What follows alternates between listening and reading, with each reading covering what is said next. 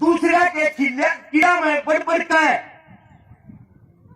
ईंधन तोड़कर उसने बेचकर 2 वक्त की रोटी खाया करती और उसके ऊपर भी केता ने मारा करते वो। एक भील देखने ला गया, बोला आजाद की मां है ने बोला बुढ़िया तेरा छोरा चोर था, डाकू था, उन अंग्रेजा की रेल लूटी थी, बड़ी निजागिया कहता है इस मारेपन में। आज जोड़ कर बोली रे बेटा इसी दुर्गति भी क्यों करो हो, मेरा चंदू चोर नहीं था, मेरे चंदू ने वैसे रेल लूटी थी, वह थारे मारे लूटी थी, उनके हथियार लाकर तब ना आजाद करा हुआ है। मेरा बेटा चोर नहीं था, अब तो मेरे बेटे ने चोर कहो हो। जगह जगह ताने में जा करते देश की आजादी के 2 साल बाद की बातें कर रहा हूं, 1949 में। उस वक्त एक चंद्रशेखर आजाद जी का दोस्त सदाशिव जेल से बाहर आता है और बाहर आकर उस्मान अपनी गैर ले गया लखनऊ के अंदर। 1951 में मार्च के महीने में उस माता जी की मृत्यु हो जाती है। मृत्यु होने के बाद वो सरकार से ये गुहार लगाता है, अरे शहीद की मां थी, इसकी एक तस्वीर लगाना था, वहां 5 फुट की जगह दे दो। उस सरकार ने एक शहीद की मां के लिए 5 फुट की जगह देने से मना कर दिया। वो जगह देने से मना करते हुए ये कहा वो कौन सा शहीद था, वो तो चोर था, ठग था, डाकू था। सदाशिव बोला हमारी मां के बारे में एक भी लफ्ज नहीं सुनाएंगे। अगर आप आजादी की कुर्सी पर बैठे हो और इस देश के राजा बने हो, वो इनकी बेटों की देन है।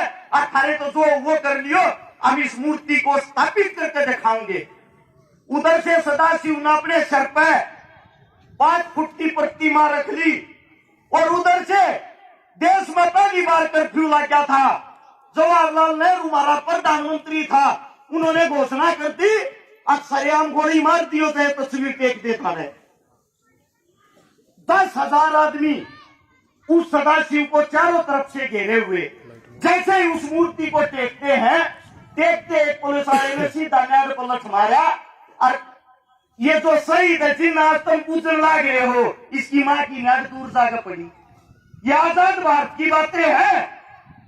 मूर्ति नीचे कर दी उड़े, सैकड़े आदमी अपाहिज हो गए, मर के, अखबार में खबर नहीं आई। मैं आप सबसे ये पूछना चाहता हूं, कहां के आजाद हैं हम और कहां गुलाम थे? जिस वक्त हम गुलाम थे, अमीर आदमी मौज ले रहा था। आज जब हम आजाद हो गए, अमीर आदमी आज भी मौज ले रहा है। गरीब के पल्ला के है कुछ नहीं। मैं अपने घर की कहानी बताता हूं। 7 साल का था, मेरी माँ की रीढ़ की हड्डी टूट गई थी। मारे तो इलाज के लिए रुपया ना था। सफदरजंग हॉस्पिटल के बाहर 7 दिन तक बिना सिफारिश, बिना पीछे बेड ना मिला। अगर प्राइवेट में एडमिट कराते 50,000 रुपये मांगे थे। उस टाइम पर 50,000 का हमारा जुगाड़ना था। मेरी माँ की तड़प तड़प का मौत होगी और मैं वो सारी चीजें अपनी आंखों से देखने लग रहा था। मेरा दादा गुजर गया, मेरी दादी गुजर गई, बाप इस चीज तो पागल हो गया। मेरा भाई मेरे तो 3.5 साल छोटा, उसकी उम्र क्या होगी अंदाजा ला लो। मेरी 7 साल थी। तो हम जब किसी का लाशी का डोलू लेकर मांगने जाया करते, मारा ताने लगा करते, रांड के सांड हटा जो, और हम अगले दिन फिर जाते रीताई थोड़ा शीत डालते, फिर न्यू कहा करते बेशरम डालते देखकर कोई ना घर के बाहर पे। ये चीजें देख देख कर संघर्ष करके कैसे भी आज हम बड़े हुए।